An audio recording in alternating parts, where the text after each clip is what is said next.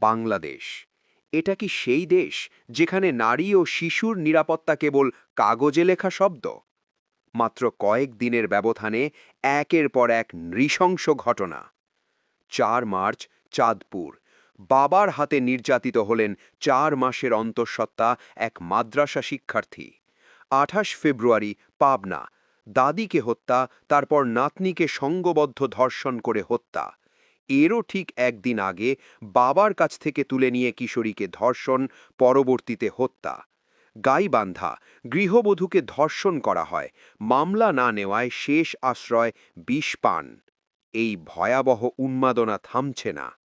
আইন ও সালিশ কেন্দ্র জানাচ্ছে, শুধু জানুয়ারিতেই ধর্ষণের শিকার হয়েছেন ৩৫ জন নারী ও শিশু। মানবাধিকার সংস্থা এমএসএফ বলছে, ফেব্রুয়ারিতে সংখ্যাটা দাঁড়িয়েছে ৫০। ৫ বছরের হিসাব বলছে ৪,১২৩ জন নারী ও শিশু ধর্ষণের শিকার হয়েছেন। ২০২৪ থেকে ২৫-এর মধ্যে ধর্ষণের হার বেড়েছে ৫২.৩%। এই সংখ্যা শুধু পরিসংখ্যান নয়, এগুলো ভেঙে যাওয়া জীবন, হারানো ভবিষ্যৎ। আইন আছে, বাংলাদেশে ধর্ষণের সর্বোচ্চ শাস্তি মৃত্যুদণ্ড। কিন্তু বাস্তবতা, এই শাস্তি কার্যকর হয়নি। ধর্ষকরা নির্ভীক, আমাদের ট্যাক্সের টাকায় খাচ্ছে, বেঁচে আছে। কার দায়? কেন বিচার বিলম্বিত? কেন ভুক্তভোগী ন্যায়ের আলো দেখছে না?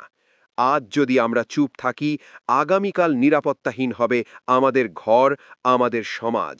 ধর্ষকের উন্মাদনা থামাতে হবে।